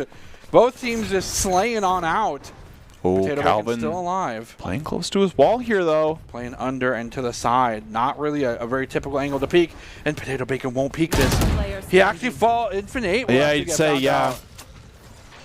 Calvin's secret hidey hole will be met and found by the other Sage player. Very typical 1v2. Oh, he does go down from headshot there. What a cloud burst. Yeah. For the one-way there. He's got in a corner. There's not a lot of room for him to move. They just have to collapse in tandem. And Vinay is pretty low, though. He's probably going to wait for that heal to come back up. The jump for the base. Oh, they went at the same time. Up the rope, but neither of them get downed. Up in heaven, there will be the collapse. Infinite popping off big time this round. I'll say that was a great flank from Infinite there at the very end to kind of secure that kill. But overall, did a great job of how his jet goes up high and he goes low and finds Calvin so he doesn't get that flank there. Yeah. Overall, I think Boise I think they forced that round actually there, so they're going to be on a save round here. They get 3 on the side of, you know, UNLV, so that doesn't, you know, their ecos still kind of had to buy here. If they do win this round somehow, that is a pretty big detriment to their eco as well. Right. So, but overall, it looks like UNLV kind of has the advantage this round for sure in terms of Boise State kind of ecoing here. And they'll take the lead for the first time this map as well. That's true. Panda holding B, as they have done so many times in the past. Will be collapsed on by the full firepower. Cook will find themselves to an early respawn. Oh! You have the revive available. Here comes the collapse. They put down the Sage wall and they actually push forward into it. Panda gets taken out with the quickness, and again, lack of firepower will be the result. Slow orb stopping much progression from that side from CT, and maybe towards mid would be the rotational call. Boise State can't afford to go for a flank. So instead, they'll just kind of man-mode themselves onto the point. Skies will take out one. Infinite will answer. They do still have the res available. They cannot afford that time for the res to go through. They're playing so carefully around this age while Infinite is waiting in line and wait. Calvin will find one. There goes the resurrection. It's a 1v3. And UNLV still popping off. So close there. And, actually, you know, Blair has 49 HP there, so just really close by Boise State there. And unfortunately, it goes on. It was an eco round from Boise State, though. So, you have to understand that, hey, eco round happened. It was really close. They just got to keep their heads up. Hey, you know what? We still in this next round here and go into the second half. It's going to be a big round, I think, for Boise State to kind of win in terms of eco and stuff like that. I do wish we kind of saw maybe a timeout here, or maybe previously. Yeah, I think the momentum is obviously kind of going towards with UNLV kind of on like a 5-0 streak here. So I think it would be kind of beneficial to kind of call a timeout maybe and kind of, you know, close out, just figure out what, to reset a little bit. But we'll kind of see here as Boise State kind of holds these angles as well. They are going to have a bye round here, so they actually have 2 rounds left, but you know, it's 4-6. They could go a 6-6 again, you know, just like last map here though, but Boise State has to keep playing well and kind of play discipline here. They're picking things out. They're playing reserved. Viper wall coming up. But yeah, it is as well. They don't have a Viper of their own on this side this time. They're shooting out all the utilities. Sage wall has yet to be used. Will be used Interesting now. Sage wall. They're actually going to kind of isolate this snowman here. And they will get punished. The spike dropped. 2 members dropped as well. They'll answer their own. Pick up the spike. Return back for a plant. Viper's pit will be used. It's a 4. Shells isn't a good spot though. So unfortunately, if the longer he stays in here, the decay is going to happen where he can honestly just only take 1 bullet here. But he's completely on the flank. So I was going to see him. Oh, unfortunately, yeah, that's a difference. Around. That's a difference of kind of that decay. He's going to find Panda on it. It's a 3v3. Viper's pit will stay as long as Viper's in the pit. Skies does have an operator though, but if he has a shorty as a secondary, can do some good damage here. Use both Vipers trying to take members with the Panda gets a hit down. Oh, but Gets one. Continues to pop off. It's a 1v1. Oh, this is where Skies needs a pop up, and he gets the headshot. Does he have enough time? Yes, he does. Definitely does, yeah. Wow, what a retake there from Boise State. Playing in that Viper's pit, getting the Viper's pit kill as well. Panda had a huge kill right there. I think that really was honestly the round-winning kind of kill there. Gets the Viper's pit down. Skies has a great job with the class there. Gets 1 gun and finishes off a pit of bacon and gets the defuse. I mean, huge round of Boise State here. It's going to be 5-6 here. It's going to the last round. I think the biggest thing here, though, is Boise State doesn't have the best credits here for this last round. They can't full buy. So I think they're going to be having a lot of variety here, yeah. Skies has ops, Sky has knives. But you know if he's in the same spot, it seems like. You use all your money towards a team member here if you're Sky. Yeah, so both teams are actually going to have a kind of wonky, they're going to have wonky buys from each team here. Boise State can have a couple buys as well. Do you have the op up? Shells has it. Yeah, I think they kind of are holding this angle there. Yeah, he's got a shorty with knives, so that's going to be that's going to be the difference. His arsenal. They do have Hunter's Fury for retake. I don't think it tagged him. Sombrero's not going to be able to use that Hunter's Fury with that tag there. Might be saving it for post-plant. Giving the spike over. Potato Bacon is really far in there. This is that full frontal that cost them so much last round. Can it do the same thing? They're going to go for the plant. Oh, the wall is there to break it down this time. Not actually stop. 1 for 1, though. It's still 4v4. Chamber's still alive for Boise State. Means that they do still have the operator on lockdown.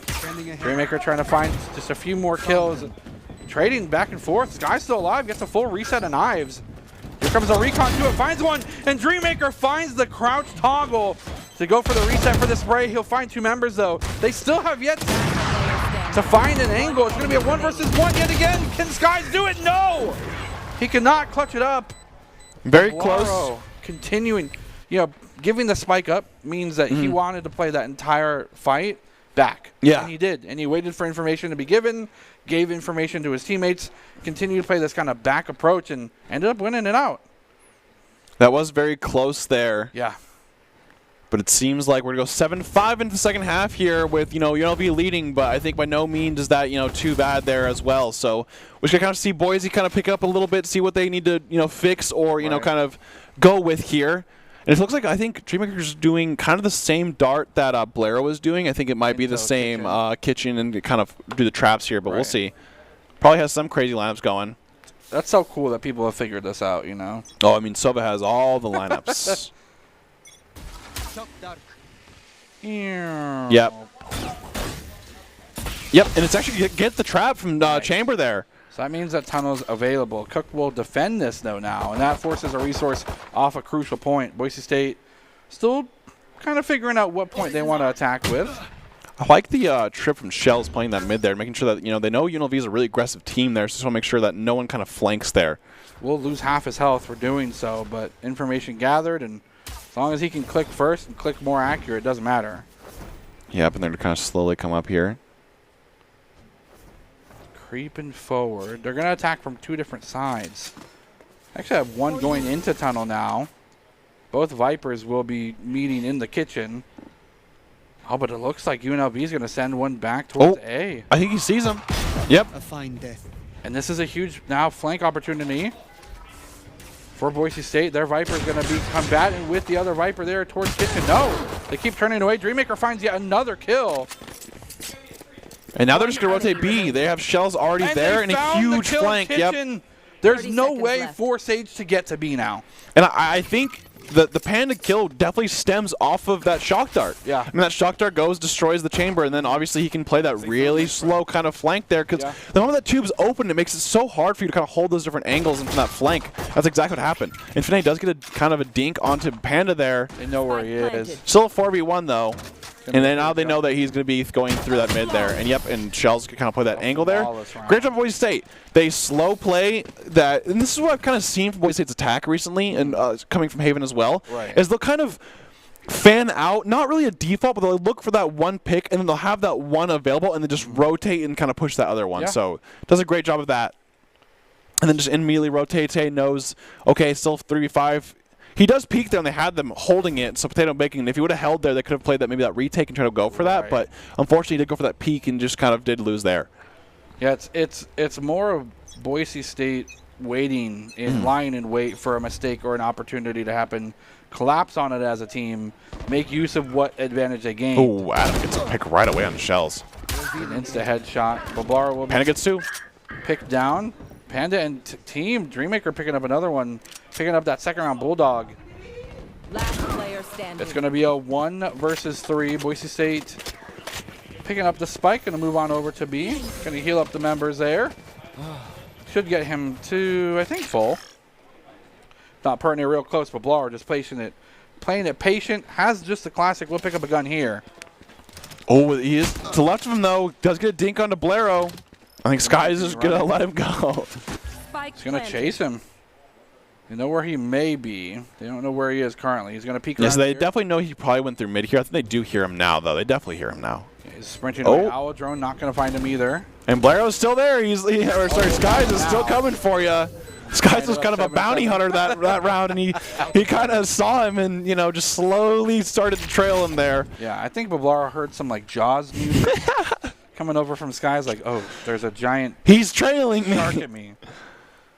That was a great job, though. So Boise State, I think, ties now. 7-7 here for the side of, both teams kind of tying it up here. This is going to be the first buy round from UNLV, though, but that's why I kind of like the Bulldog buy here from Boise. Kind of allows you to go for that next round and have more of a chance. They have 3 Bulldogs now, so they have that right click, and if you hold those angles, it's actually a really good gun. Yeah. I think he's going to do the same shock dart.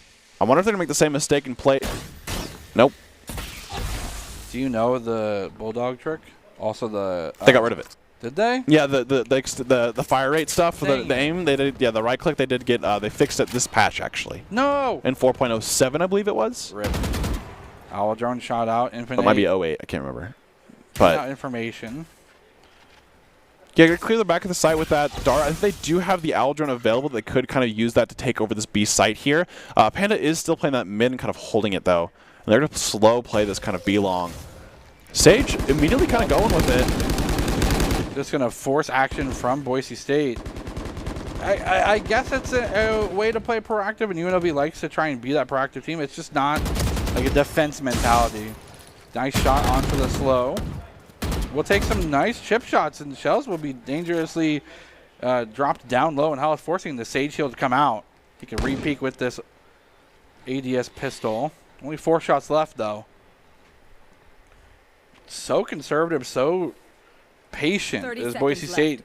You mentioned how they like to play with a pick in mind or available. Yeah, UNLV's not affording. I would say the biggest thing here though is Boise State is now against the timer, and the thing is UNLV ended up kind of rotating out there, and Panda actually gets killed in Infinite 8.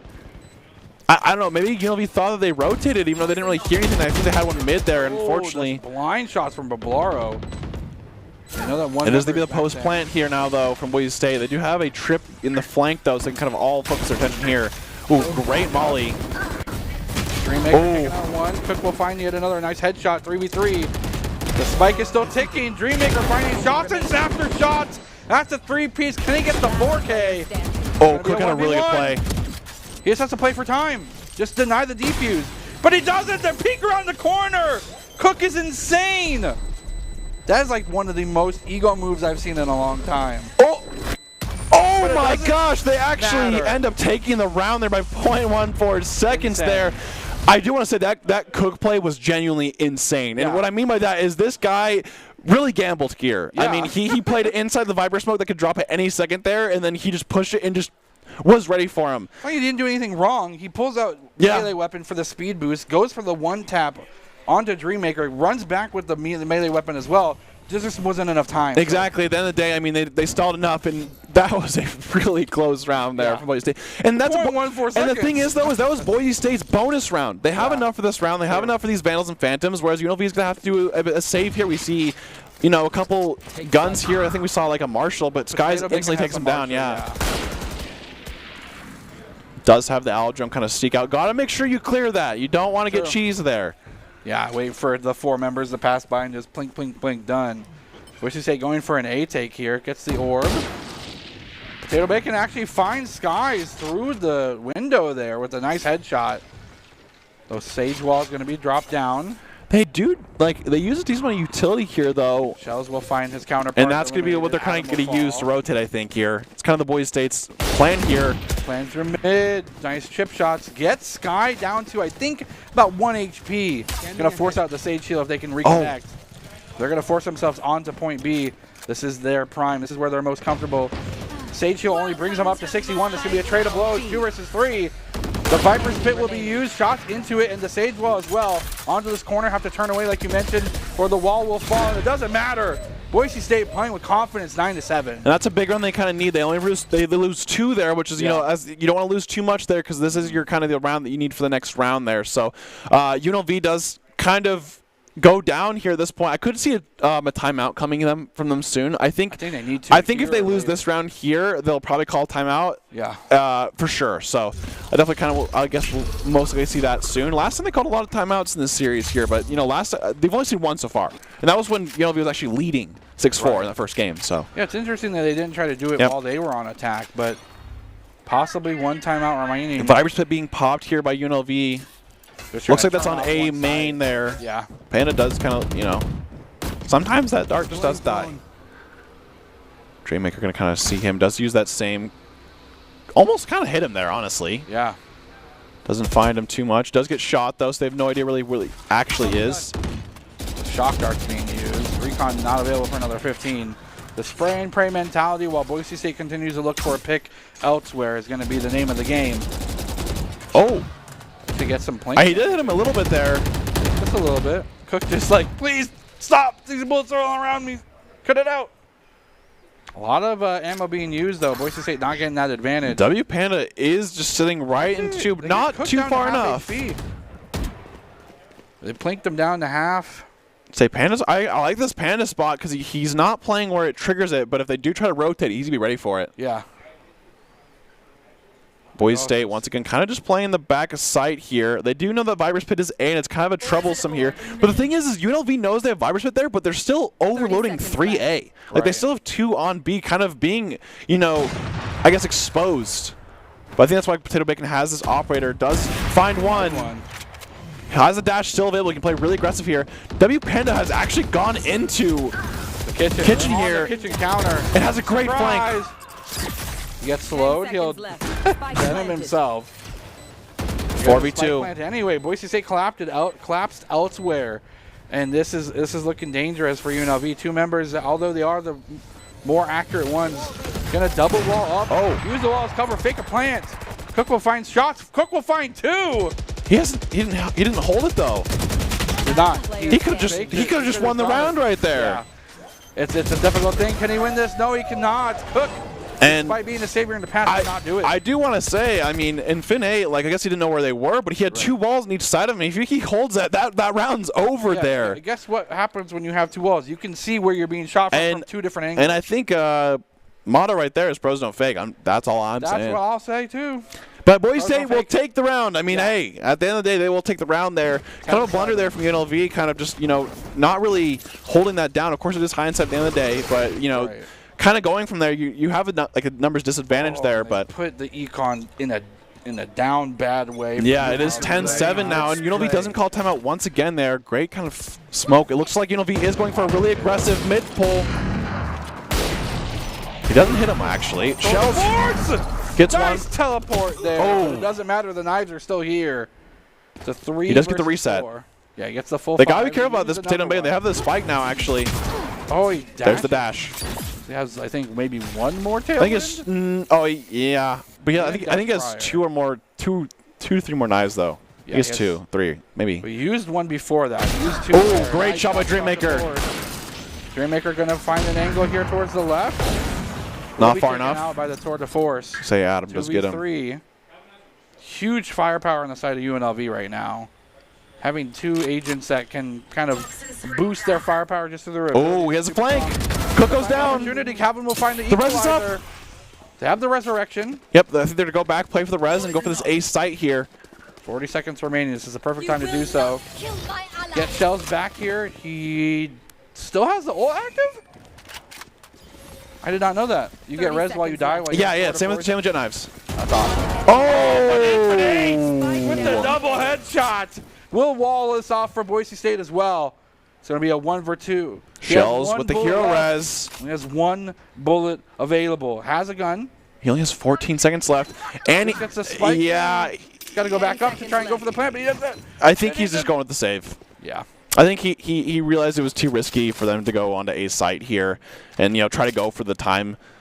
But this is the thing that you kind of run into when you start playing this slow style that Boise State is if UNLV does hold correctly or at least stops you on both sites, like if your lurk doesn't go B well or your A doesn't go well, the thing is they can kind of hold these angles where they know you have to be sprinting there. And Finney held an angle. He knows that Boise State's low on time, so the moment he stops them there, it's really hard for them to actually go on site there. And that is the one, I would say, the big disadvantage of kind of defaulting and spreading out like this is if nothing goes your way, you're out of time. You're forcing, and now you're playing into the hands of UNLV there. So overall, they had some good opportunities there. Of course, it didn't go through there, but at the very end of the day, we'll see what can happen here. They say hesitation is the secret key. He does get tagged though. Adam is tagged, but unfortunately, did not escape. The teleport is there. I think he TP'd where he couldn't see his last echo there. Wow, Potato Bacon does get a through the wall kill on Panda. This has the operator feeling comfortable with themselves. It was a menace to Boise State last time we saw these 2 teams face off.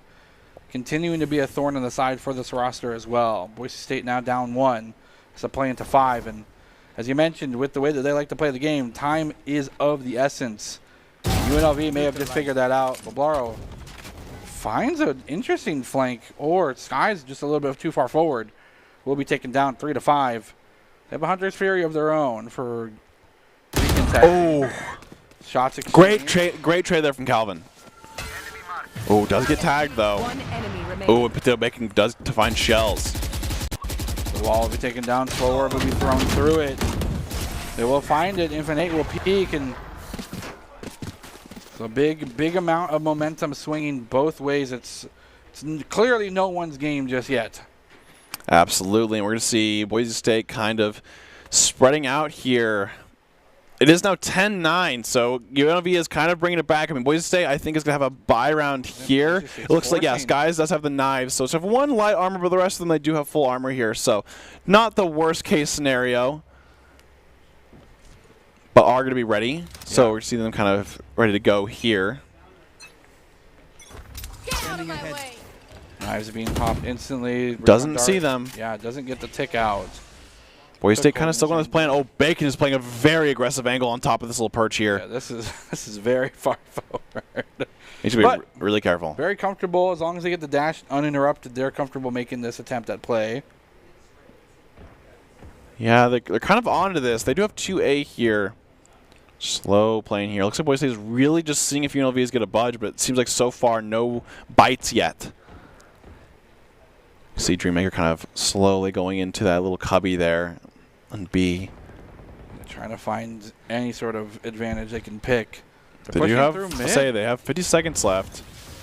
Infinite does get picked on the Shells there. Yeah. Ooh, Potato Bacon, they're going to be going right into him. The knives are out. Skies does have an angle here. If he can get the first one. Oh!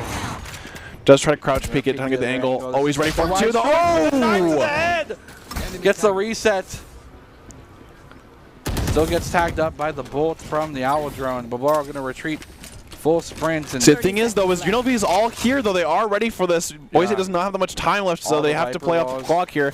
Skies does get one. Oh my gosh. Does get traded. 3 versus 2. Can Boise State coalesce themselves? Panda gets a huge pick here. And they find it. Dreammaker finds yet another one. They have enough time to plant. And it's a 1 versus 1. Panda's very low, though. He's just one breath away. Sneezes on him and he'll fall. You get the defuse, and that ties things up 10-10. Ooh, it was unfortunate timing there from Dreammaker. He just tried to look for the left there, but unfortunately, he just doesn't look left close enough. And as soon as he doesn't, he gets the advantage here. Now it's tied up 10-10 in the series here.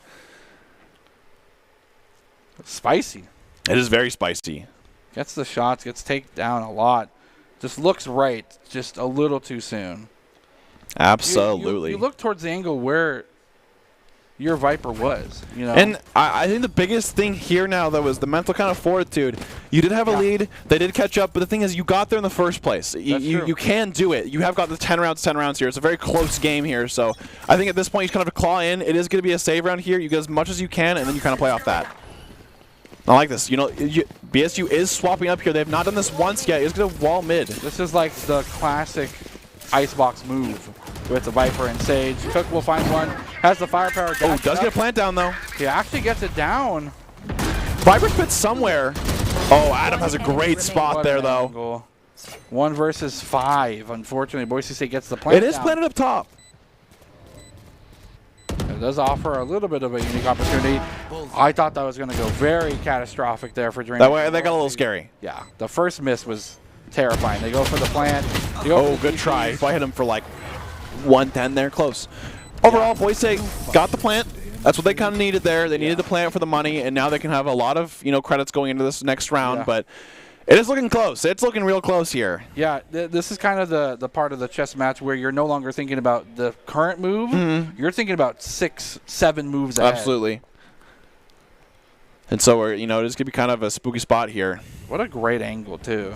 You don't typically get to hold that and have it cash out for you, but UNLV, knowing that they planned it up, knowing that they were going to drop down to defend it, Boise State now has firepower equal to that of UNLV. Both teams, well, until Panda picked up the operator. Yep, it is 10-11 here. This will be a big round for Boise State to win here. Looks like they're actually going to fast A this time. They usually kind of playing slow, but it looks like they're just kind of rushing here, and looks like UNLV's not too ready for this. They're not giving time for UNLV to set up. The counter setup's on there. Nice dash to the side. Only 70 HP left. Viper's pit will be used. Boise State coming through with as much firepower as they can. Cook will find Calvin. Panda gets cooked, though. Gets cooked. Hunter's Fury coming down. Here comes the Hunter's Fury. Dreammaker not the one using this time, but Blaro trying to do their best Dreammaker impression. Owl drone into the Viper's pit. Can they find anything? Adam finding an angle on the backside, and Dreammaker will actually fall. They go for the plant. They get it down. Viper's pit's still up. They're going to go for the bounces. The operator, here comes the shorty on top of the wall. Oh, 2v1 though. Skies and Panda will take out one of their own. It's another shorty. Another 1v1, the shorty versus Skies. Where is Skies? Where can they access from? They're up there we top. go. They actually get it. Tied up 11-11. And just like that, that was a crazy round, Bartel. Back and forth. We saw a lot of trades going. UNLV did a great job of playing that post plant with 2 shorty kills going in there. And honestly, really great trading from this team. They are ready for each thing. That it's blow for blow right now. You see one all this time, all the way through. And so Boise State picks up a really big round from them. I think the biggest thing here is that UNLV isn't going to have enough money, but Boise State, I think, is running low on funds here. They did just save the round beforehand and then bought. So I don't think they're going to have too much of a buy here. We're going to see this. Overall, not too bad. Just one SMG. Actually, UNLV running a double op here. They need the firepower. They feel scared. This is a big round for each team to win here. This kind of solidifies, if it does go to overtime at the very least here for whoever wins this. But the thing is, whoever wins this, the next round, they're going to be really broke in terms of credits here. So Skies gets a kick. Gets one. Yeah, gets a pick. Operator is still available, I do believe, because Infinite is not the holder of that. Boise State's a 5v3 on the site at the moment now, though. Skies getting ticked down. Just 79 HP, can be healed up, but I don't think they're in danger range. You get an op shot anyway, you're down. playing a little slow. Looks like Viper's kind of peeling off of this mid here because they have no idea where Boise State really is. Yeah, again, they're not using information. I like this play a lot here. Playing slow, once again a sight. Dreammaker doesn't find Skies in that smoke. Oh, Potato Bacon gets a pick. Oh, gets two. Gonna dash up looking for a third one. Those late stage walls. Oh, he actually gets stuck in the switching gun animation. The spike is down. Toxins are up. Boise State looking for an opportunity to grab that spike and maybe throw it down on the ground. But do they have it? Blar trying to find an angle, finds one, he gets a tag. They know where he is, they know where he's going to be. Hasn't picked up the spike just yet, still around the corner, still fighting with this team, and they still have an operator available too. They don't have much time though. They are running out of time. They pick up the spike, they're going to go for the plant here. Going to pull down the screen. They stop it? He did stop. He's planting. It's going to be a 1v1. Okay, it's 1v1 here. Does have the dart. Nice recon dart. Does it find what it needs to? It does. Can he land the shots? The TP's there. But the final tick of the recon shows that he was no longer in that range. I like this play a lot. He has 6 bullets left here. Adam has an op. And does get it! Does it with the headshot!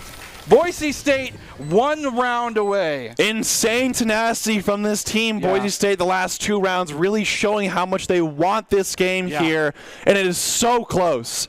I mean, both these rounds have been 1-1, and you know, just really crazy at the very end. So it is now 12-11 for the side of Boise State. At the very least, we're going to overtime, Baratel. At the very least. But the thing is here is UNLV is not going to have that much money to buy here. They do have the knives. 2 operators. They do have knives and tour de force though, so they do have those 2 options.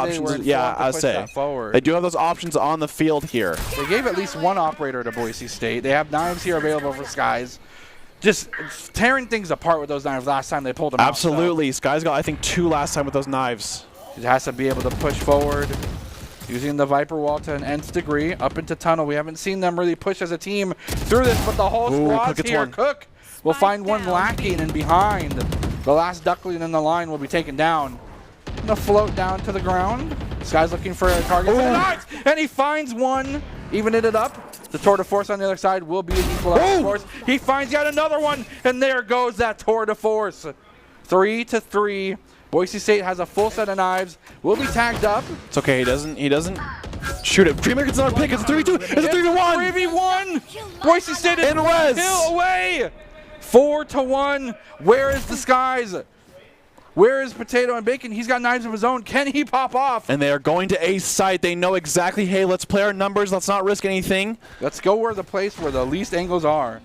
Goes for a recon dart. He'll find him. No knives. All the knives are there. Boise State will do it and close it out. And they will go to the grand finals of the Mountain West Championship. They will go into the grand finals. Boise State take down UNLV in the semis. And what a great game that was. That was a crazy back and forth. Boise State had a lead, came back. Then UNLV kind of tied it up there, 10-10. And then Boise State did kind of tough it out there. It was 11-11 situation. Yeah. They come out there and win 13-11. That was a great job by Boise State. Playing tenacity and obviously a great try by UNLV. They really did a great job of coming behind both games and making both games really close. Yeah, maybe it's a map difference. Maybe it's just the live energy going on. But and Boise State, yeah, they had some great tenacity, some really hard rounds there too. It was not easy by any means. They came out on top though and played so well together at the very. Those last 2 rounds they played phenomenal. They just had their heads on top there and just used the mental advantage to their advantage. And wow. Yeah, what a series. The key thing is this program in and of itself here at Boise State is one that forces adaptation. Yep. Between this matchup, the same 2 teams, we saw this last week, went completely the other way. Boise State made the necessary changes and were able to get this 2-0. It didn't even go to game 3. Yeah, I would say, I mean, that was a very close one, but I think winning that one, and there he is, he's ready to go. And what a, like, overall, just, you know, and this, obviously, they will be going against the Grands. They'll be playing against either Hawaii or San Jose. Yeah. I don't know if that's tomorrow or next week, probably next weekend, but usually that's how the Mountain West works there. But overall, I mean, I can't get over this game. I mean, those last, like, 4 or 5 rounds were all so clenching. They were all very close. There wasn't really a clear victor. I mean, especially those, like, you know, but that, you know, that 11 round and the 12 round that Boise State won was incredible. We saw 2 scenarios of trades back and forth, and 2 1v1s there at the very end that just Boise State came out on top. It could go either way there, especially, and so. Wow. I mean, what a rush overall there. And I don't know. I can't get over it there. And is there anything that you kind of want to say or saw there? Or? I really do like the fact that they were willing to adapt, to make those changes necessary. And even the map pick itself, Icebox in and of itself, forced a way for both teams to play an entirely different comp. Granted, they landed on the same comp. Yeah.